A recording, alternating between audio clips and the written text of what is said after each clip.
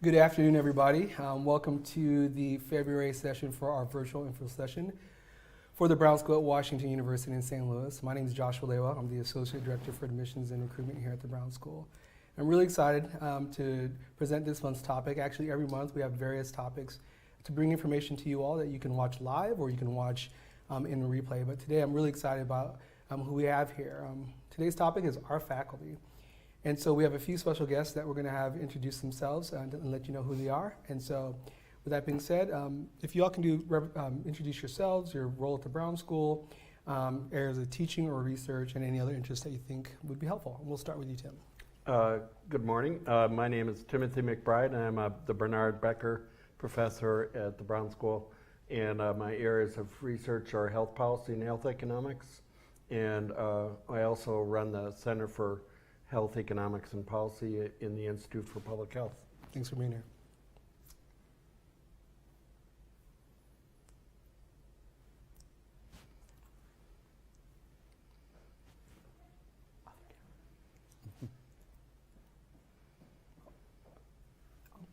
Good to go. All right. I'm Janelle Gibson, and I'm a senior lecturer in social work, and I teach primarily on the foundation level, classes in human behavior, social, economic, and political environment.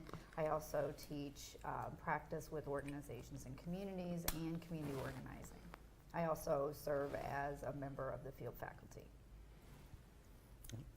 Hi everyone, my name is Darryl Hudson. I'm an associate professor in the Brown School. I teach courses in health behavior and health promotion, also social epidemiology. I am a director of the Collaboration on Race, Inequality, and Social Mobility in America. This is a cross-campus research initiative where we focus on just those topics on race and thinking about inequality and ways that we can address inequality. So my work primarily focuses on ways to address health inequities and how can we strive towards health equity. Thank you all for being here. Sorry about the technical difficulties. I got to tell you, that's the thing I love about the Brown School is that nothing about us is perfect, but everything about us is great. And so I think you'll see with our time together. All right, so before we get into some of these questions, we actually have a slide that we want you all to check out about some upcoming opportunities for you to take advantage of. Our regular decision day is coming up, which is March 1st, and that's the deadline that you will want to make sure, for those of you who are still submitting your applications, can turn your application in. You will get a decision from us, I think, within 4 to 6 weeks by the time your application is complete. So we're still taking applications. And for those of you, of course, who have submitted your applications earlier, you'll be getting those within 4 to 6 weeks. For those of you who have been admitted, congratulations. We're super excited that you may be joining our community. Hold your calendars for April 3rd and 4th. That is our admitted students weekend. And so there's going to be more information to come for all admitted applicants at this point. And for those of you who get admitted after this timeline, please don't worry. We'll get you that same information for a really exciting weekend where you get to learn more about our faculty as well as our community at large. All right, so the first question that I have for you all, and again, any or all of you can answer this, is what is your path? Like, how did you find your way to being a faculty member, especially at the Brown School? Well, I guess I'll just jump in. I've actually held academic positions at 2 other universities in St. Louis, University of Missouri St. Louis for 12 years, and then St. Louis University for 5 years, and then I was part of the inaugural public health cohort that came here in 2008. So our public health program is now a little over 10 years old, and we recently got ranked 17th in the U.S. News and World Report ranking. So we're really proud of that. I was the first associate dean for the public health program when we came over in 2008. Initial cohort of about 6 tenure track faculty, but a bunch of other faculty, and we had a huge growth in the program after that. So, Fantastic. My first job after graduate school was the Urban Institute in Washington, D.C. Awesome. I came about to academia from a practice route. And so I started my career in child welfare. I've held positions in management and leadership and foundations, development directors, community organizing positions. I've been a registered lobbyist in Missouri and Illinois. So so from that perspective, I'm able to bring a lot of that lived experience into the classroom, and that allows me to help guide students who have various interests into seeing how that the work of social work is so interdisciplinary that you can really start in one place and you can take a career throughout your life to a very different place, like the Brown School. Yeah, so I think for me, how I got to the Brown School, it was really the opportunity for putting a stamp on a new program. So I joined as kind of the second wave of public health faculty at the Brown School. And unlike many places that were old schools of public health, this was a brand new transdisciplinary sort of radical curriculum. And I said, wow, I can really develop some of my own courses and own kind of pathways. And I've been able to do just that. And so it's been a lot of fun to be able to join the faculty where we're into pushing the envelope. And I think the other thing that I really enjoy about being at the Brown School is the students. The students are really phenomenal. They come from all over the place and they have a lot of passion. I also enjoy the resources that we have here. That was a big factor. So I was recruited here from the University of San Francisco, University of California, San Francisco, and Berkeley. And so to move me from the Bay Area to the middle of the country, I really needed to see institutional support. And I think that this place has phenomenal resources for students, for staff, for faculty. So that's definitely been true for me. Thank you all. Absolutely. I'm a Californian as well, and I can say I recruit out heavily in California. We do have quite a great representation of that state as well as people from all over the country. I think you also teed us up with some of the conversations about research, and so we really believe here at the Brown School that moving evidence-based research into practice is critical for all of our alumni, whether you go into research, policy, or practice. And so I'm kind of curious from you all, for those of you who do research and publishing, what does that look like for you and for faculty, at least here in general at the Brown School? So I run a center for health economics and policies, I mentioned. So that's one way that students get involved, and I have my own line of research that I have, and a lot of the faculty that you will encounter have their own line of research. So the way that students get involved in that is that we'll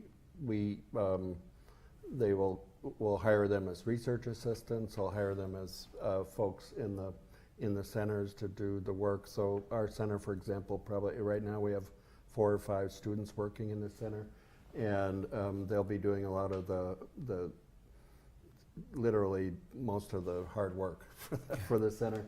And you know, I'm a real firm believer that students should get real practical experience in their graduate school experience, and when they come out, they'll have something to show for it on their resume. So our students will be on policy briefs, they'll be on papers, they'll have presentations, and so they'll have a pretty good long-looking resume when they're done. And so that's what you would get from the experience of working with me, at least in our center. I would say that as I'm not a researcher myself, but being surrounded by researchers has made me a better consumer of research, and it's made me a better teacher of research. So a lot of the work that we do in the classroom is really about how to take the research that's available and the researchers that are available and integrate that into skill building, and then take that out into the community, and not just to integrate it into their work, but then to take the practice experience that's going on in the community and bring it back to the university to help guide the research. So it's nice to be able to be involved on both the quantitative side from osmosis in my case, but also in the implementation side in the classroom. Yeah, so another reason why I came to the Brown School is because I felt like I could take risk earlier in my career. From a research standpoint. That means that I've been able to develop some intentional relationships with community partners.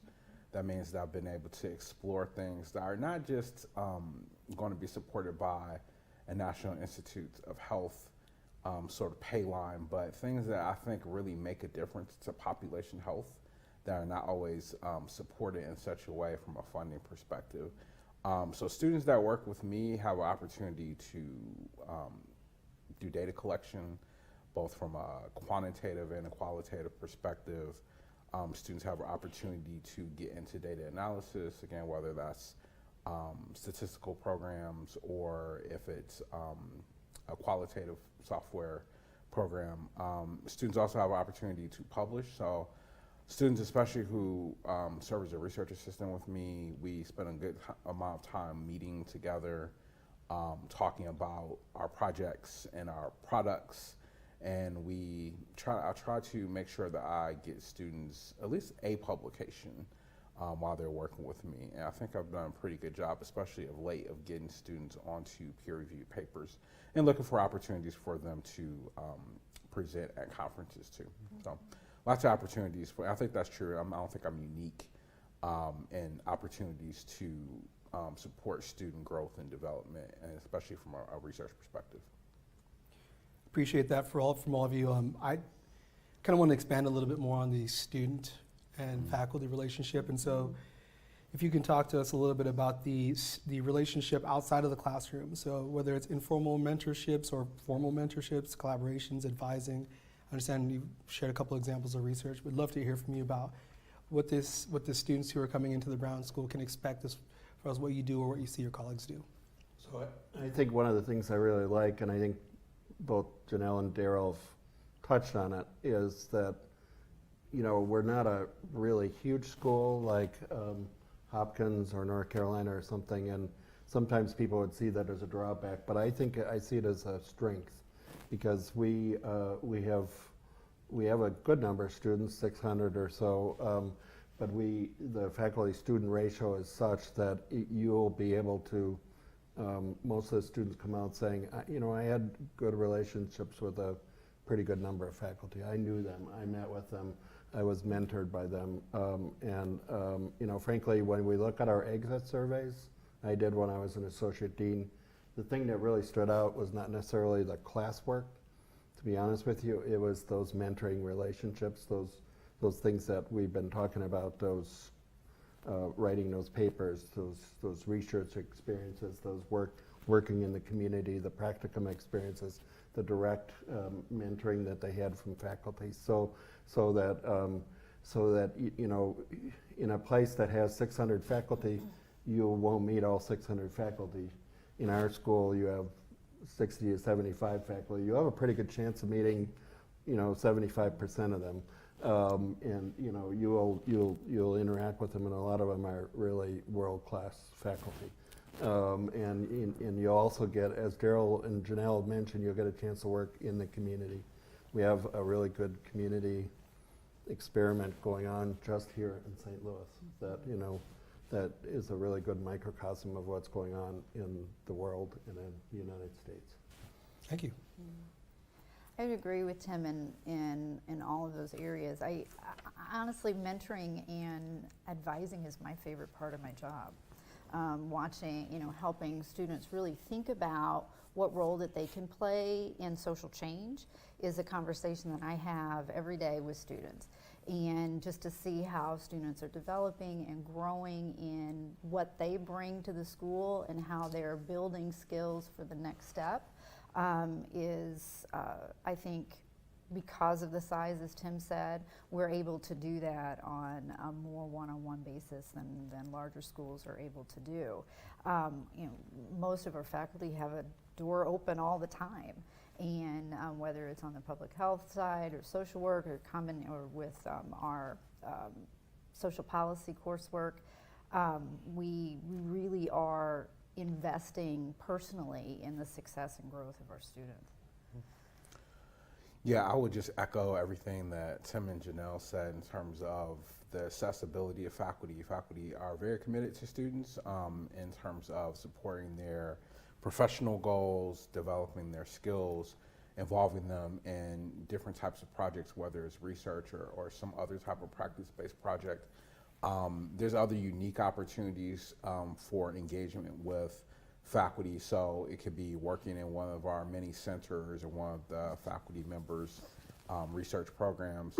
It can also be participation in one of our specific scholarship programs. So I oversee our con leadership program. So we have regular lunches that focus on leadership and development of leadership skills.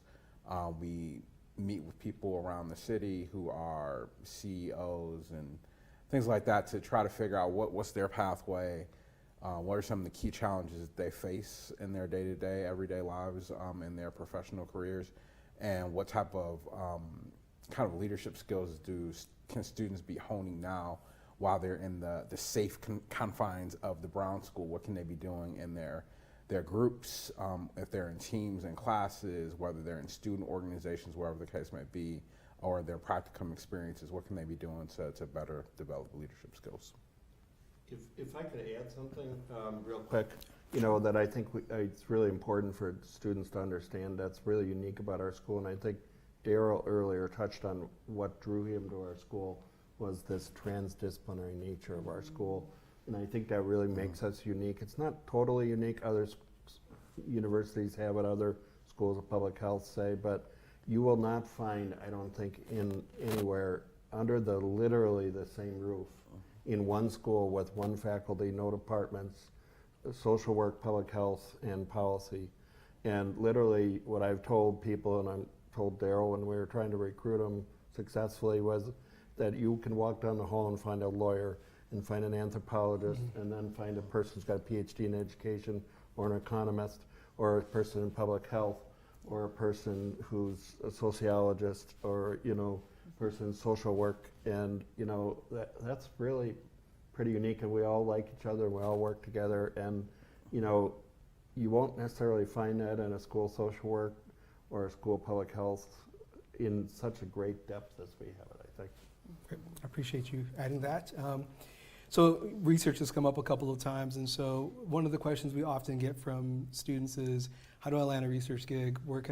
How can I get involved in research? I mean, I know there in the past have been some traditional programs that connect students through some research fellowships and that provide some pay examples, but what's the best way for a student to actually express interest in that actual research? What's the best way, if you're thinking about, like, if I'm doing research as a faculty member, how do I want to be approached, or what's the best way for students to get connected to me or to my colleagues when it comes to research? The best way I'd suggest is our emails are on the website, and, you know, send an email to faculty members who you have an interest in working with. You won't always get a response, so be patient. And that doesn't mean they're not reading it or they're not interested. You know, I get lots of responses from students, and, you know, I will only be able to hire a handful of them, but I look at all of them, and, you know, I'll hire the ones that I can afford to hire and that I can fit on my team, as I like to call it. I call it my team. And, you know, so send a resume, you know, introduce yourself like you would any other job. When you get to the Brown School, after your first week, which is like a whirlwind, a tornado, then, you know, sort of you see a faculty member, knock on their door, or see them in the hall, introduce yourself, be patient, and, you know, it might work out. Obviously, talk to the faculty members who are in your classes, who are your faculty who are teaching you. Okay. Anything else to add? Yeah, I would just echo what Tim said, which is we're very open to working with students. So if you email us, chances are we'll try to get back to, most of the time we get back to students who email us about opportunities. As Tim mentioned, we have a very transdisciplinary school, so there's a lot of different disciplines inside of the building, from economics to sociology to anthropology. But we're also on a dynamic campus. So sometimes I'll get students who want to work on a specific topic that maybe I don't work on, maybe my team is full, and I'll refer those students to colleagues, say, in sociology, or I'll refer them to opportunities that might be over at our medical school, and those are really good fits. So it's not always just what's available right in our school. Sometimes there's opportunities in arts and sciences or the School of Medicine that might also be good fits for students. Great, thank you. All right, so this is kind of like the big question that we didn't lead with, but I'm sure that folks who are watching this live or are going to watch this on the replay would love to get your perspective on just generally, what is your advice for incoming graduate students? I would assume that would be guised around the idea of success. To be successful, what would you advise incoming graduate students? My big advice would be, yes, it's about the coursework, but it's about more than the coursework. Experience the whole experience of being at the Brown School. Our Brown School is a really rich environment, as you started to hear. It's the being in the community. It's the practicum. We put on literally hundreds of talks. We have the opportunity to meet world-class speakers, the opportunity to meet the faculty, and experience your students, your other students who are really incredible people. So don't just be in the silo of your class. I hate to say that as a teacher because I want you to get an A, but frankly, if you're admitted to the Brown School, you can achieve. That's the secret sauce right now. If you've already been admitted, you will succeed. So what you want to do is get the full experience. And St. Louis is a really pretty incredible place. It's a good place to live. It's cheap. It's got great food. It's got great experiences, but it also has a lot of public health challenges. So go out and experience that. I would have to say that to really be successful here, a growth mindset is critical. I tell students and anyone who's interested in the work that we do that this environment changes you. It changes the way you see the world. It changes the way you see yourself. It changes the way that you think about our role in helping other people. And so the more open you are to that growth personally and professionally, the more successful you'll be here. Yeah, and I guess I would just reiterate what was already said. A lot of what will make students successful is what happens outside of the classroom. And so the relationships that you develop with faculty, the skills that you develop in practicum, the network that you build while you're here, those are really incredible things. I think that in the classroom, in terms of success in the classroom, a lot of students get concerned about workload and balancing everything out. And I think the biggest thing is to not procrastinate. I would say, and I know it's easier said than done, but what I find is that students who are able to schedule themselves, and this is something that employers want to know as well, how do you handle a complex workload? How do you handle changes in a dynamic workplace? So the more, if you think about this is a professional school, the more you can think about this is a training ground. So how can I adapt when I have a load of classes, I've got a part-time job, I've got practicum responsibilities, and a social life and a family life, et cetera. How do I best balance those things? So I think that's a good opportunity to figure out where are going to be my keys of success, not just in our classrooms or even in our school at all, but thinking about as a way to develop professional skills on the long haul. Yeah. Absolutely. So we have a couple of questions that came in ahead of our broadcast, and I also have some questions that are coming in live, just a couple. And so we're going to start with the first question, which is if you can think about the types of students you'd like to see here, what types of students do you think you'll find are successful here at the Brown School? If you had to say, like, my ideal students, I'm sure that's a range. Nobody wants to touch it. All right, we'll move forward. I would say, just listen to this tape that we've talked about so far.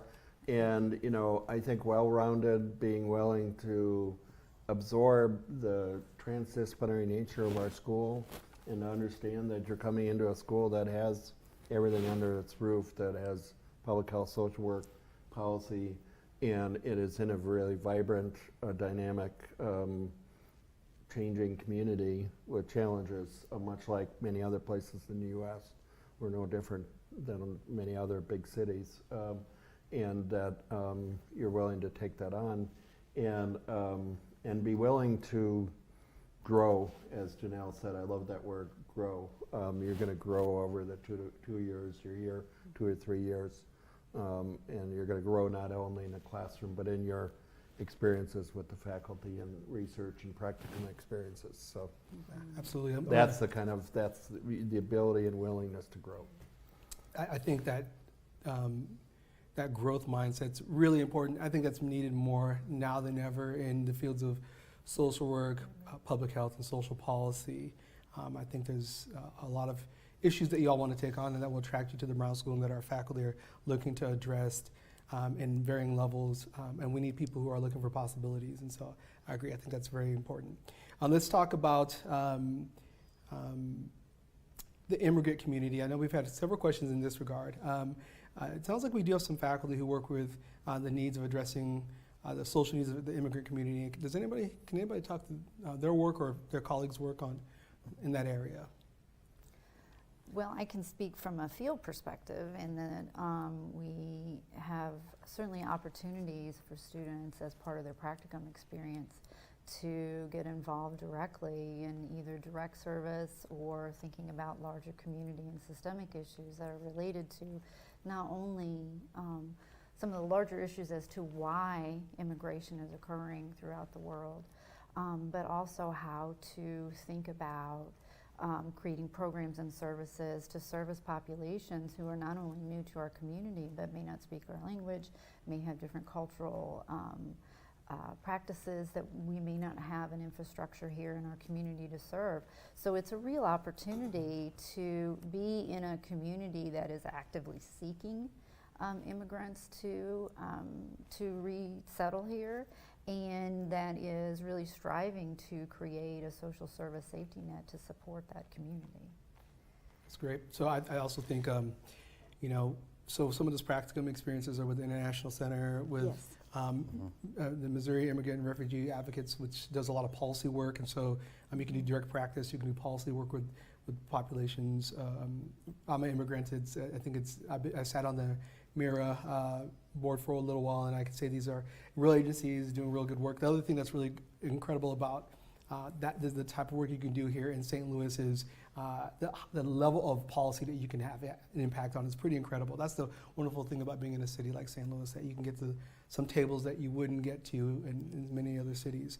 And then, Jenna, I'm going to point this one towards you about community organizing. Yeah. What track would you recommend, or what type of work, academics would you encourage somebody who's interested in community organizing? Well, I actually teach that course. So I find that you can integrate community organizing strategies within any of the specializations and concentrations that we have. But traditionally, the students that want to take that track take coursework in our social and economic development concentration, and oftentimes they will specialize in areas like policy or specialize in areas like the social systems design, where they're thinking about kind of the larger constructs that are impacting the social issues that they're trying to organize around. So community organizing as a specific skill building, but social and economic development as a concentration really puts a context around those larger issues that we're trying to engage with. Yeah, I would just add to that. So I oversee our dual degree program in MPH and MSW, and I think community engagement, especially community capacity building and community organizing, empowerment, all these related concepts, that's really another unique factor of being in both public health and in social work. It's really about figuring out how to solve complex problems, engaging with the community. So people have lived experience, people who have a pulse of what's happening on the ground in their neighborhoods, who have a history of what's happened there. And so I think not just in the Brown School, but across the university, there's a tremendous commitment and growth in terms of support for really authentic community engagement. And so there's no shortage of work to do. As Tim mentioned, in this region, there's no shortage of work to do. And there's a lot of organizations who are really committed to solving complex problems. So there's all sorts of opportunities, whether it's through a formal specialization like the social and economic development specialization, or it could be through our courses. I always weave that into my courses. No matter what I'm teaching, I weave in principles of community engagement into the courses that I'm teaching, and also the practicum experiences, in addition to the research experiences that are available. Thank you. Thank you all for your responses. We do have a few questions that have come in from our audience watching live, and so Tim, I'm going to give you this one. What are some of our international internship opportunities available to students to work with organizations located outside of the USA? So I'm glad you asked that question. It's although the people that you have here don't necessarily do a lot of work internationally, we have quite a few faculty that are doing global work, and so if you look on the website, you'll be able to find them or reach out to us and hear more about that. And we have a dedicated staff person who works on that particular aspect of working with the international students throughout their whole experience at the Brown School, working with the curriculum, working on their practicum experiences, working in every other aspect. So to get directly to this question, when it comes to are there international opportunities, yes there are. And particularly I know about the global public health program, so I'll speak to that. It's in that specialization, it's encouraged, I believe required, that the student have an international practicum experience in that. And so I know that students did that. So in our faculty that work globally have relationships outside the U.S. So they will be able to help students get connected globally. You know, when you do practicum, part of the work is, you know, students have to do a lot of the work, but faculty can help. That's great, yeah. And the great thing is we are affiliated with many sites. We have faculty who are on the ground, as you mentioned, all over the world, and so there are a lot of connections globally.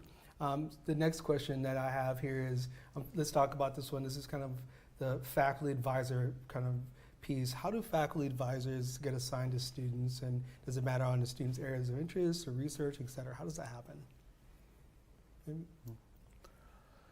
Well, I can take a stab at that question. So a lot of it does depend on what students' interests are. We try to match based upon what your goals are professionally, as well as your interests. So why are you in the school? Why are you pursuing the degree program that you're in? So for myself, for instance, I oversee a lot of our dual degree students.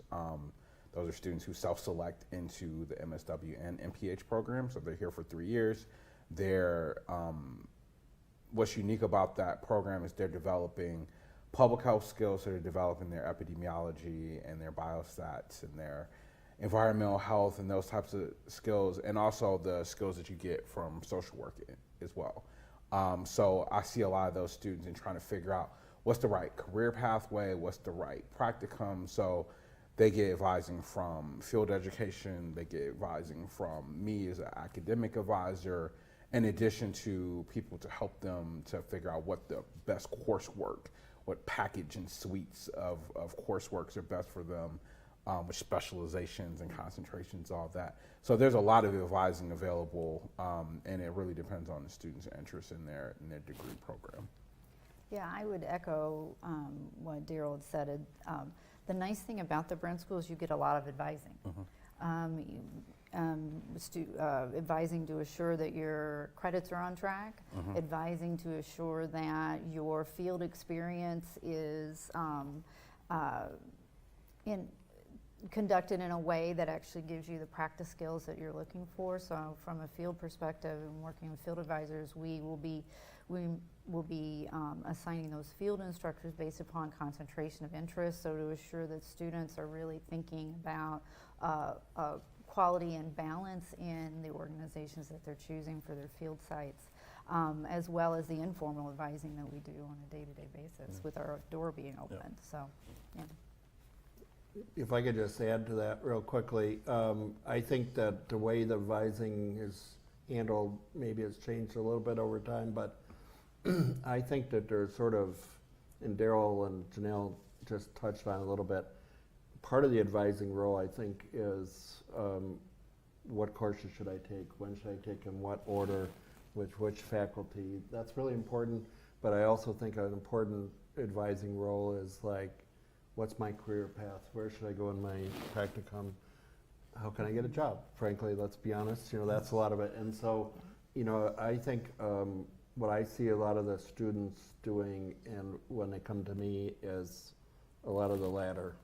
Frankly, you can go to a lot of the faculty, staff, admissions people, frankly, and they'll tell you about, what courses to take when. There's almost anybody you can stop in the hall will tell you about, they know the curriculum, and can tell you what the good faculty members are.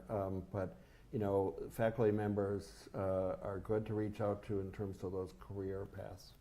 And what's the sort of best way to set yourself up to get a job? And if you, like a lot of students will sit down and they say, I want to go to Washington D.C., or I want to go to Chicago, or I want to go to San Francisco, or I want to stay in St. Louis. How do I do that? Okay, and I go, okay, well then I put it in my brain that the student wants to be in Chicago, and so I start thinking about who do I know in Chicago. And that's what's really important about the advising mentoring relationship. Absolutely. And these are not short-term relationships. I think the one thing about graduate school is the advising and faculty mentorships can happen for a lifetime. And so I think that's something important that you all take advantage of. And when we're talking about careers, we're not talking about a job or getting the next job. We're talking about potentially further graduate school for some of you, or medical school for some of you. We're talking about staying in one area in your practice or research, and then jumping around and doing other areas in direct practice research and policy. And so that's a career. That's a lifelong thing, and I think that's the great thing about having strong relationships with your faculty, folks who've been there, folks who have other folks who've been there as well in different ways, and they can provide you a variety of different perspectives, networks, and connections. And so we want to encourage you to have the courage to either have us connect you with faculty, or to go and take the bold step to connect with faculty yourselves directly. I do have one other question, and then before we wrap up, this is about first-generation college students. I think surprisingly, well, I don't know if it's this surprisingly anymore. Many of us at the Brown School are first-generation college students, faculty, staff, including our dean. And so I'm kind of curious about kind of what does that look like for us, the support mechanisms that you see from a faculty perspective for a student who doesn't have family who's navigated higher education, let alone graduate education, and kind of what does that look like for first-gen students? Interestingly, Darryl and I were talking about this on the way over, because I think that it's an interesting. I think it's really I didn't know this about the dean. I want to hear more about that actually. So it's but I think that sort of student I find really a student that really is a great kind of student to help, because they're often the ones who are most passionate, most motivated to really want to succeed.